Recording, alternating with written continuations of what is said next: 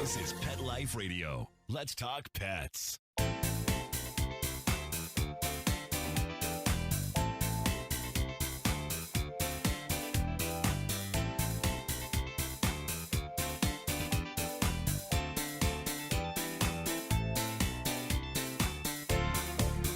Welcome to Covered in Pet Hair, a boozy web show for pet lovers on Pet Life Radio. I'm your host, Isabel Alvarez-Arrada, and today I have the opportunity to have a drink and a chat with somebody that loves dogs so much, she's willing to board them in her own home. I'll tell you all about her and introduce you as soon as we come back from these messages from our sponsors. Welcome back to Covered in Pet Hair. I'm your host, Isabel Alvarez-Arrada, and today I have the pleasure of having a drink with a business owner, a pet parent, a dog walker, pet sitter, in-home boarding provider, dog person, fitness fanatic, Texan, dogma to Rudy, RJ, Reese, and Roan, secretary of the Texas Pet Sitters Association, Deanna Schaar, which she was so kind to remind me that it rhymes with bar. So thank you for that, so that I wouldn't mess that up. Of Welcome, course. Deanna. It's so nice to have you on the show. Thank you so much. Thanks for having me. It's my pleasure. So I usually do a drinking game on this show. So let me go ahead and let our viewers and listeners know every time you hear this word, if you're drinking something and want to play our drinking game, take a drink, but make sure that you're always drinking responsibly, over 21 to drink, and never drinking and driving. She won't know what the word is, but I will, and I'll make sure she says it a lot so that the drinking game's worth playing, right? So what are you drinking today, Deanna? Drinking water. I'm not surprised because you gave me the heads up that you're not a drinker, but I know you're a fitness fanatic. So are you drinking water because you're kind of one of those people that carries a jug around all day and like forces yourself to drink a certain amount of ounces? That's pretty much it. I do work out really hard every day, and I personally would rather eat my calories than drink them. So I do try to drink plenty of water to just stay hydrated and help with the metabolism and all that kind of stuff. Very cool. Well, I've seen you on Facebook lifting some serious weights, so I know that you need to hydrate after all that because I can never recreate some. How much do you lift? Like, give me some of your records. Well, like a deadlift, my personal record is 257 pounds. My back squat is like 210. I did last year at the age of 50, I did a squat power clean at 130. So that's pretty good for a female, not to mention one that's, a little more mature. So I'm very proud of that. You should be. That's amazing. That is so awesome. Well, I know that you don't drink, so I'm not going to drink either. I like to have cocktails. I like to have wine, and I also like to have mocktails. And one of my favorite things to drink is herbal teas. So today I'm having an herbal tea. It is hibiscus tea with a simple syrup that I made that was infused with cinnamon. So it's a spiced hibiscus iced tea. So cheers to you and your water. And thanks for being on the show. Thank you. I want to dig right in to boarding in your home because I want to know all the details. I have taken dogs into my home, but when they were the only ones there, it was like one dog or a pair of dogs that lived together. So how many pets? You have 4 dogs of your own. How many dogs do you take in addition to yours? The most I will take in is 10. I don't have 10 very often, especially not this last year since business has just been so bad because of COVID. Right. But I consider myself more of a boutique type boarding in that I don't take any more than 10, and I'm pretty picky about who I let come in. And the reason for that is, I do have 4 dogs of my own. They live here. This is their home. And the dogs have to get along. And if they don't get along, it's not fun for the visitor dog. It's not fun for my dogs, and it's not fun for me. So I'm very picky about who I let in. I do not market to the grand population. I do referrals only. And they just have to be the right fit for me. I'm not the right fit for everybody. In fact, I've had clients that have brought me their dogs that their dogs are miserable. they're very either anxious or too high strung for my environment.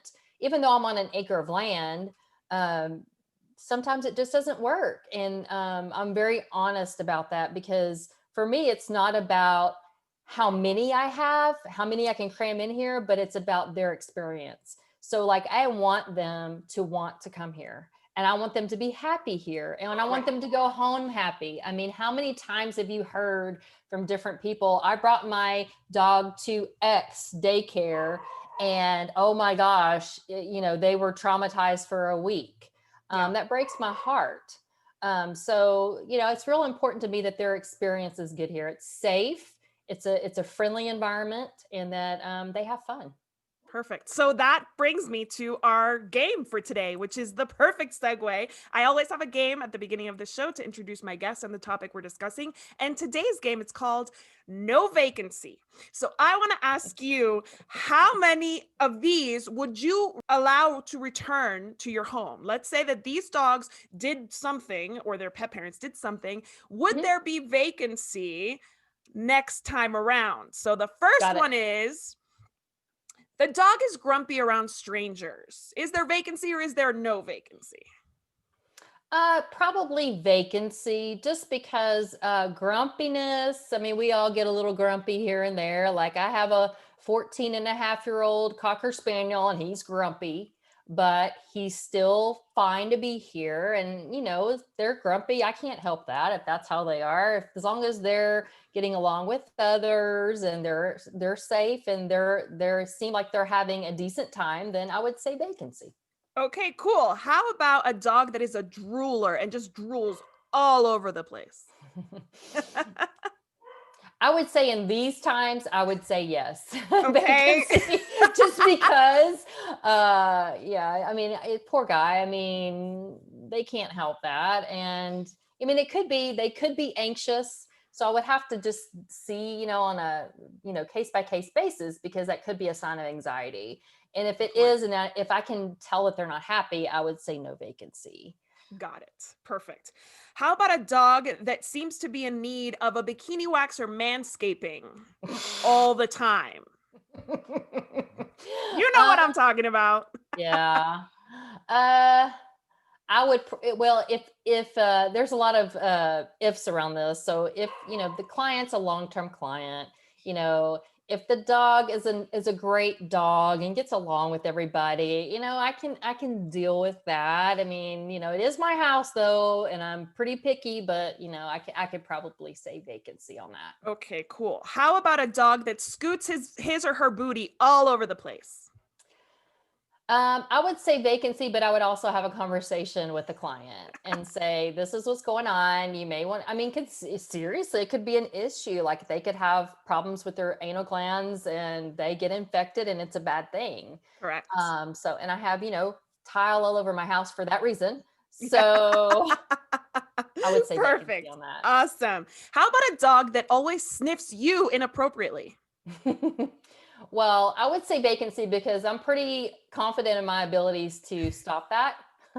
It's called pet corrector spray. Perfect. Okay. I would try to help the dog not do that anymore. Oh, awesome. Okay. How about the dog pooped on your bed the last time they were there? I would say vacancy, because that's my fault, because my rules are they don't go in my room. Okay. They don't have access to my room. So if they got into my room, then that's my fault. So I would probably say vacancy. I like that. That's reasonable. How about a pet parent's dog that always waits for the last minute to book? It depends.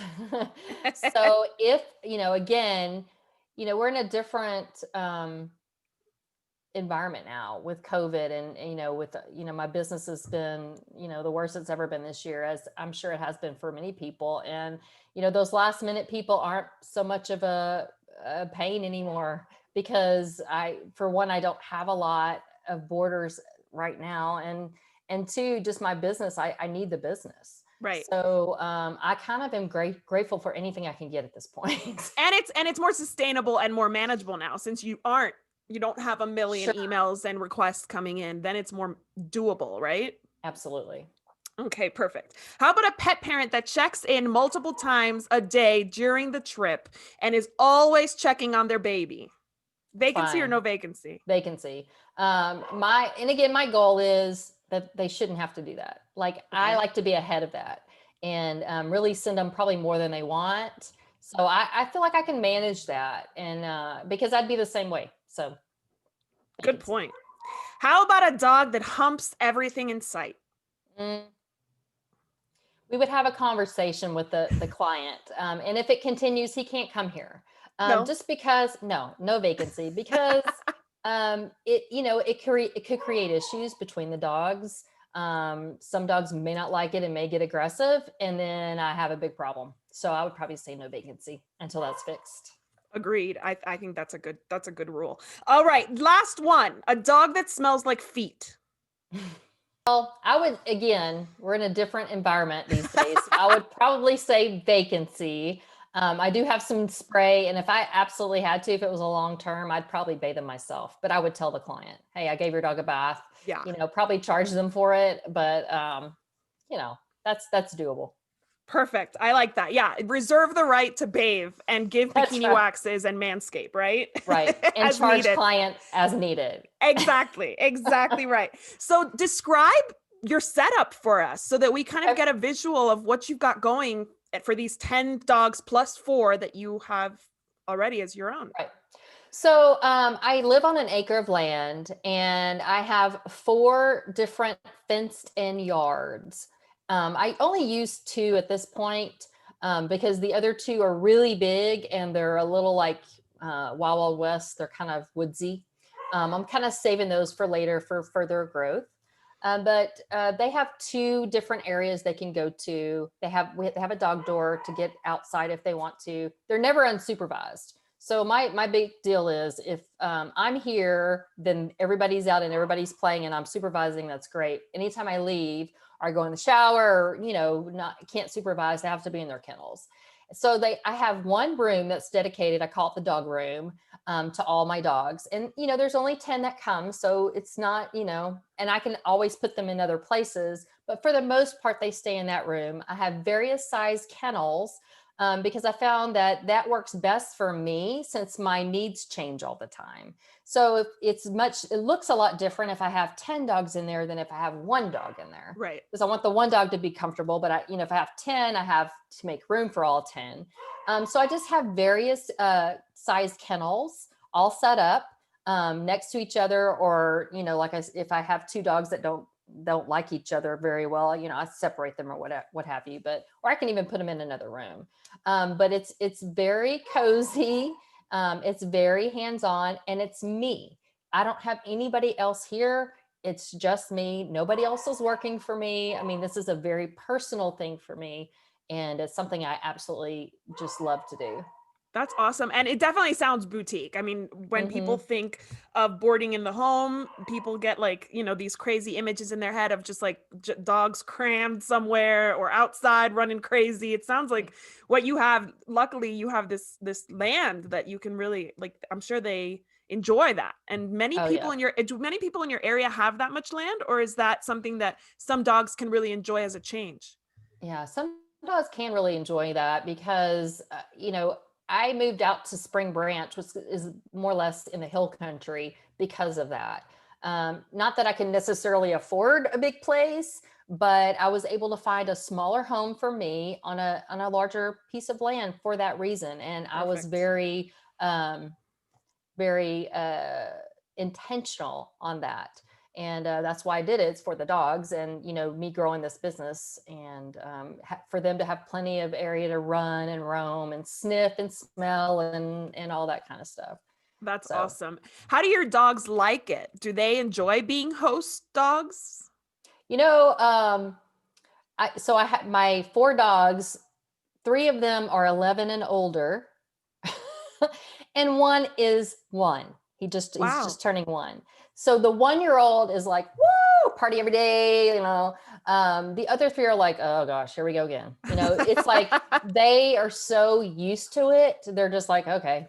They look at the dog, they're like, all right, cool. And then my puppy wants to play with everybody, and but he's really good. I've learned a lot over the years. And so when I got him, I was much more cognizant about the socialization, the exercise, just getting around different dogs in different situations. And so he's been really a good add to my pack, and is very, very good with new dogs.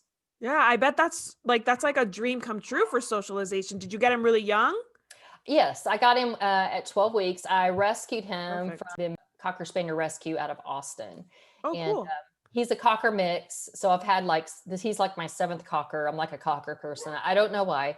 But he's the first mix I've had, and he's been great. It's been so much Aw. fun. And I got him right when COVID started hitting, like the 1st of April. And so with us being so dead as far as pet sitting and dog boarding, he's really the first dog I've had in my life that I've been able to stay home with him every single day and do the potty like he was potty trained at 4 months. I'm like, yeah, I mean, but it was me every day with him all day Right. long. So, That's it awesome. was, he was a godsend, and I didn't really plan it that way, but I think maybe God planned it that way. And he just kind of helped me get through the ugs of, being at home with no business, and, he gave me a purpose. I'd work out Absolutely. for several hours a day because I had nothing else to do. Then I would come home and be, puppy mom. That is So awesome. worked out great. That is so cool. And So that's why his name is Roan. It's after Corona. actually, what's funny is I was wondering, I was like, is that a Texas thing? So I'm glad you mentioned that. So Roan for Corona. I love that name. It's so good. He couldn't be Rona because people are calling it the Rona. Like, that's a girl name. So that's why he's Roan. Roan is so good. I love it. That's a great name and very creative. I was actually thinking, I wonder if she'll mention it because that's a cool name and it's unique. Yes. I love it. So have any of your guests behaved poorly where you were like, I never should have taken this dog in? Well, yes. There's actually there's been a couple that I've had to tell not to come back just because they just don't play well with others. One was kind of like, maybe I shouldn't have taken him to begin with, but I was just going to try and see. But then I'm like, I should have listened to my inner voice and said no, but that was okay. Talk to the owner and, discussed everything. He understood. The other dog was a rescue, and I've known him, since he was a puppy. He was probably about 3 or 4, and he just had a couple of just really bad behaviors in a couple of times that I had him. And the first time I just kind of chalked it up to, well, it was just one time. I know the dog, I got to give him a bit of the doubt. I know he's a good dog. I've known him for years, that kind of thing. The second go around, he actually got into it with my dog, and nothing bad happened. But I can't risk that. That's just, as much as I need the business, it is not worth that. Right. I cannot risk that. I cannot risk my reputation. I don't want the dogs being hurt. I mean, it would just absolutely devastate me. So, I did have to say, I'm sorry, but this just isn't the right place for your dog anymore. And this is what happened. And it has happened. It's not fun when it happens. I don't like it, but it's one of those things you just have to do. Yeah, for sure. Is dog on dog drama the worst case scenario, or have you had any destructive dogs where you've had to kennel them completely? It's really, I haven't had very much destruction, which I'm grateful for. It's really been the dogs interacting with each other. And just, because my environment, my house is not big, it is small. My dogs are there. So they really have to get along very well. And if they don't, like I said, it doesn't work for anybody. It doesn't work for them. It doesn't work for my dogs. It doesn't work for me. So, that's why I'm small and boutique-ish. And, when I find a good client, I'm like, tell your friends about me, but they have to be like you, because I'm very picky. I mean, they know after they go through the process how picky I am. So what is the process? Do you do a little bit of an intro? What does that look like? So I have a checklist that I send them first. Because they have to meet all the basic requirements, like, updated vaccines, including the Bordetella. They have to have a pet ID tag. They have to be on flea prevention. all those basic things. And then I have to know what medications and all that kind of stuff. But the main thing is them getting along with other dogs. And they may say, oh yeah, mine gets along, and if I don't really know the person and know the pet, I'll have them bring the pet over, because what in their mind, what is, good getting along with others may not be what it is here. Right. So if I have any questions, or if I don't really know the dog or the client, then I'll have them bring them over just for kind of a test, just to see. And I've had that. People do that all the time. They say, hey, can I come by and see your facility? Can I come by and see the back of the yards, your house, where you keep them? And I welcome that, because like I said, I'm not for everybody. I'm not about, let me see how many dogs I can cram in here. That is not what I'm about. So I welcome anybody to come at any time, just to see how I do things around here and in the yards and everything. And you also own a pet sitting business where you provide services in the client's home. So Correct. how do you know which pet is best for which situation usually? That's really up to the client. There are some dogs, like we had believe it or not, we just got a new client that has an 18-year-old dog, 18. And obviously, that dog is used to its own house. It can barely see, can't hear. I would never want to bring that dog to my place, just because it's a new place. It's a bunch of dogs. It's crazy. That dog is really best suited for his own house, where he feels comfortable and safe and knows where the furniture is, and that how to navigate the house. Yes. So that's the great thing about having both options, because there's some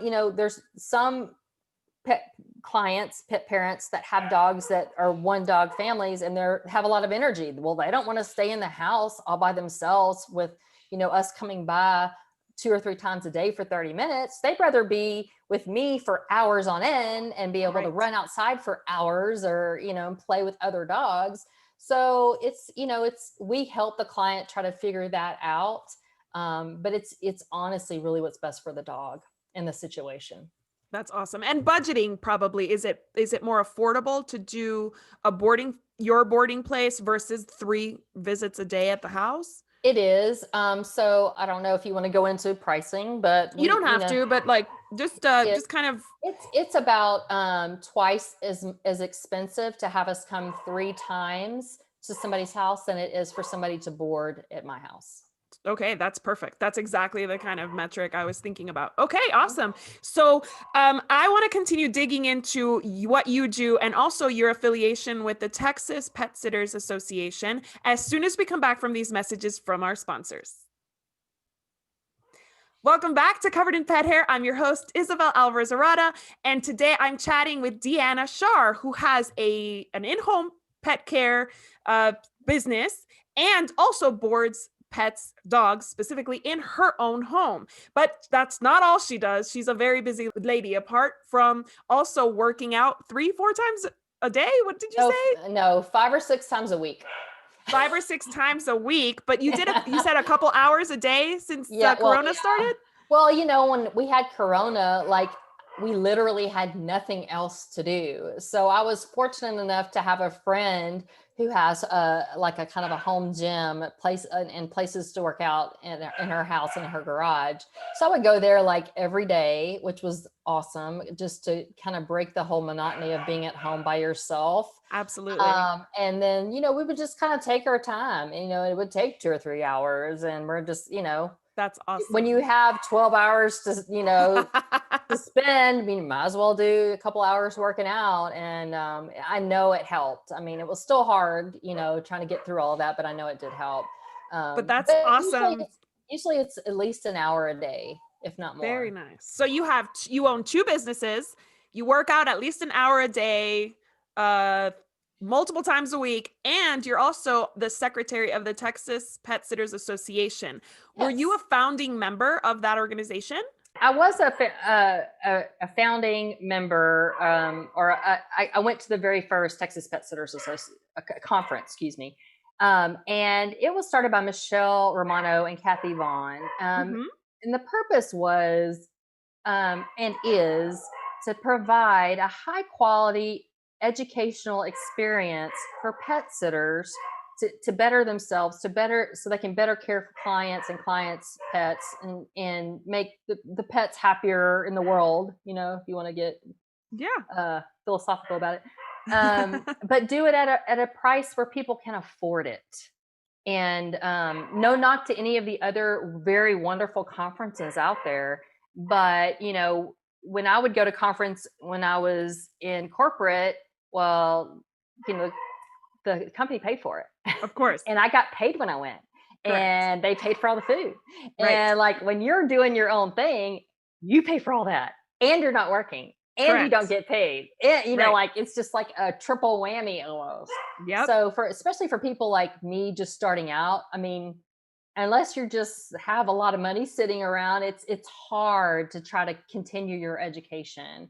And I was just so grateful to Kathy and Michelle for doing this, and for doing it in Texas. Right. That was close to, I didn't have to get a hotel, and I could come home at night, and, all those wonderful things. And after the first conference, I was stalking them, like, I want to help you guys. Like, how do we keep this going?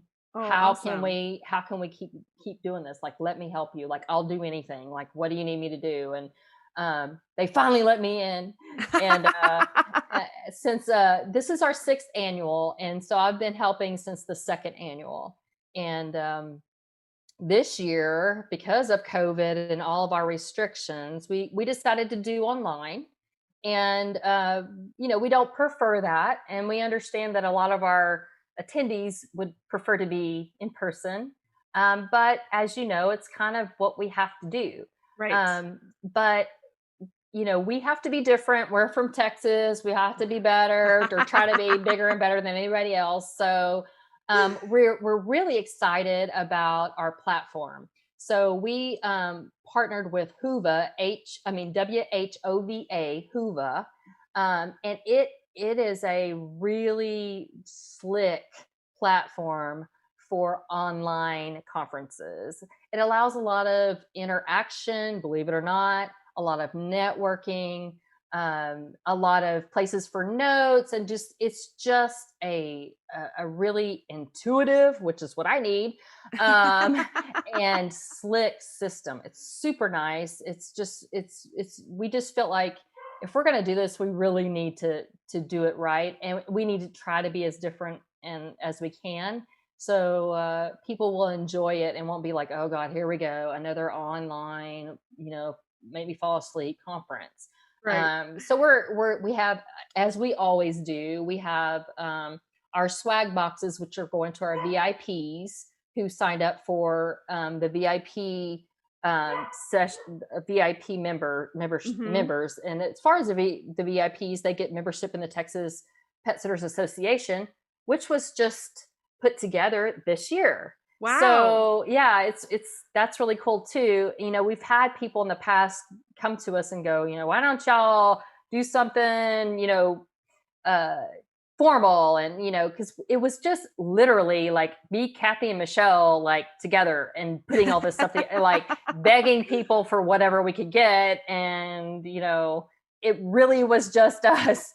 So to have us to be an association now, it's a really special thing, and we have a little bit more credibility. We have people that our members will benefit a lot from that, because we will have like monthly get-togethers and updates on different topics, and just all kinds of different like Facebook groups and ways for people to get together and to share things. That's so awesome. And we're official now. So like, when we go and ask people to help us and to sponsor, it's not like they're like, well, are you a 403B or whatever that is? And we're like, no, we're just like 4 people that's asking for money to do it's like, now I can say, well, I'm the secretary of the Texas Pet Sitters Association, which nothing has changed, but except for my title, and they don't know that. So, well, that's what I was going to say, because I was a speaker in 2017. 17 or 18. Yeah. 2017, because I was pregnant with Noah. I was Oh, yeah, I 13 remember weeks that. pregnant. I remember you were like, I'm a little sick right now, but I think I'm Yes. going to be okay. I remember it was the 13th week of pregnancy when things start going better and you're not as Yeah. like mornings, or at least a lot of people aren't. My morning sickness was kind of on the mend, and I was so honored to be invited, and I had such a great time. But I was there as a speaker, and the speakers you had were amazing. Mhm. And the facility was wonderful. It was Kathy Vaughn's doggy daycare, and it was a great conference. So you might feel like you needed that 401c3 or whatever, but to me, I thought you guys were official all the way back then. So congratulations on that. And well, good. I'm glad you felt that way. no, absolutely. And I've seen the plan for this year, and I think you have some really great speakers, but there are a lot of speakers I've never heard of. So how did you guys choose these awesome speakers? Well, I have to hand it to Kathy. Kathy knows a lot of people, and she goes to the big conferences, and she knows she's a networker, and she's been in the business for over 20 years. So when it comes to speakers and topics, we rely heavily on Kathy, and she every year just comes out with, what about this person? What about that person? We're like, who's that? And where are they from? But it ends up, they end up being just awesome. And, like this year we pride ourselves in having topics that people can take home and do something with tomorrow. And, very, very applicable, what am I trying to say? Usable like the next Right. day.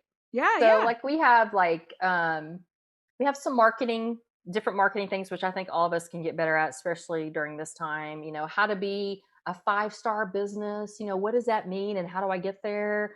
Some things like that we all need that maybe we don't think is the sexiest thing so much, but like basic accounting, business accounting, just from all these, a lot of us have had to ask for money and applied for loans, and right. like, how do we do that with our taxes? And so we're going to have an accountant there to help us kind of navigate through that.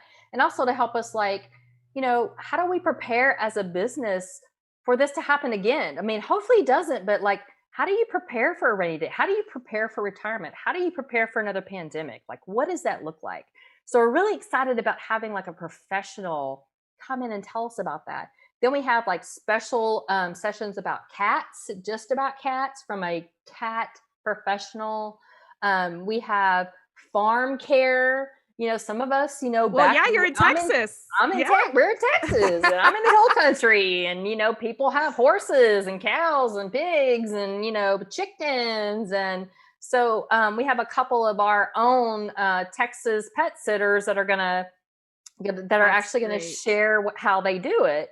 And then we're really excited to have Kate McQuillan come and do several of the sessions, and also a workshop. And I'm super excited about the workshop because our attendees will go away with a 3-month marketing plan for their business. They will walk away from that workshop with something they can, implement tomorrow for 3 months. Yes. And huge. for how much did you pay for this? Wait, nothing? It's free? Right. It's free. So this conference is free. It's free. You're not paying anything. Is that crazy? That's amazing. And for those who aren't familiar with Kate McQuillan, she has a very successful pet sitting franchise in Ireland, and she does business coaching. And she's known for these marketing plans and social media schedules and things like that. So to get access to one of her offerings with no money involved is amazing. Yeah. And I think she has 3 different sessions. And so you could sign up for nothing and get those 3 sessions. And by the way, you have until February the 18th to sign up. That's and you awesome. can sign up for free. You can watch however many you want. It's February 19th, 20th, and 21st. So please, what have you got to lose? Sign up. Another thing I'll say about that is we are typically around 65 to 75 attendees over the last few years. We are approaching 160. So congratulations. That's huge. Super excited about that. And our hope is that people will, because it's free, they'll take advantage of like seeing the quality, seeing these amazing speakers come, seeing these people that this is what they do. They're so credible. And then maybe next year when we're in person, they'll want to come down. Right. Things are cheap here. Like hotels aren't that bad. Food's not that bad. Like the conference isn't expensive. Like we really want people to like really, get a good taste of what we're about and come next year and like come meet us. Cause it was super nice to meet all of you guys there in 2017, and it's a beautiful area. So like you can make it a longer stay and go to hill country. I had a great time and I would love San to go back. Antonio, Yes. Alamo, like all, the river walk, all those Yes. so many things that are close that you can do and it's not expensive. No, so, that's where our hope is. So anyway, we have some other topics too that you could, feel free to go to txpetsitters.com. And you can see all of our schedules, all the speakers, their bios, their pictures, any questions you have, our schedule, the agenda, when everything's happening. And, don't be scared of Hoover, our platform, I'm, about the least tech savvy person you'll ever want to meet. And it's even easy for me. So that should, give you a lot of faith in being able to get on and really enjoy the conference and some networking, even when you're online. And you guys have a group on Facebook for attendees, right? We do. We're making that for our VIP, the people that signed up for VIPs. They got a lot of goodies with that. And one of those things was, being a member of the Texas Pet Sitters Association, which also gave you access to the Facebook. The group. Perfect. Well, I mean, so that's what we want to push. Group, yeah, absolutely. The group is super, super helpful because then you can troubleshoot the things that you learned, help each other implement these things in your business. I love that follow up, like that you went through the conference, you got your stuff, but this industry can be pretty lonely. You're with pets all the time. So having somebody to kind of use as a sounding board to the things that you didn't like, had questions on in this kind of a group is huge. It is. And the thing is, one thing I've learned is that everybody wants to help everybody. There's not, and nobody's worried about you're going to take my business. There's plenty to go around. I would have loved to have been a little bit more connected when I was first started. Absolutely. And really been a little bit more bold in asking people than I was. Because now if anybody asks me anything, I'm like, yeah, let me share, this is what I did and it didn't work. And, I'm so happy to share it. And all of our folks are. So it's such a great benefit. And you can ask the questions that you may not really want to ask, but you need the answer to, and it's okay. Right. No, and these are unprecedented times. I know that that's like the cliche of what we say all the time, but like, this is a very strange time to be a business owner. So having somebody to like chat that is in the same space as you and is experiencing the same lull as you are and will probably be experiencing the spike when things go back to normal. I think that's a huge benefit to anybody who is going to attend the conference, get that information, and then have that team to kind of work with after that. That's awesome. Is it only really meant for pet sitters, or would a groomer or a pet boutique owner benefit from attending? Any of those folks would. A vet tech, anybody who deals with pets in any kind of way, it would certainly help. Awesome. I always feel like, knowledge is power. And the more you know, the better you're going to be. And even if it's not specifically what you do, there are going to be little nuggets of things that will help you in whatever you're doing in regards to pets. That is awesome. Okay, so we have to wrap this up. Otherwise, we talk all day long. Talk shop is what we do here. So I could talk shop all day. So tell us how people in your area can reach you about your boarding, your pet sitting. You already talked about the association. I'll make sure to link it in the description of the video. But tell us how we can support your business specifically. Well, thank you so much.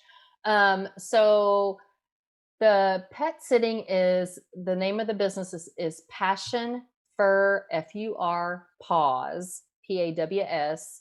And our website is Passion Fur Paws SA, like San Antonio.com. And our number is 210-685-1616. That's the pet sitting side. The boarding side is me. It's my website is deannasdoghouse.com, DEANNAS, doghouse.com. And my phone number is 210-685-5046. And to wrap up, I just want to propose a toast to you. Cheers for being here. Cheers. And to sharing all of your expertise and your passion for pets. Cheers to our executive producer, Mark Winter, for making this show possible. Cheers to all of our viewers and listeners on Pet Life Radio. Here's to a life covered in pet hair, because there is no better way to live. Cheers. Cheers. To learn more about Covered in Pet Hair, please visit coveredinpethair.com or petliferadio.com. We'll see you next time. Oh, perfect end. Roof, roof. Right back at you.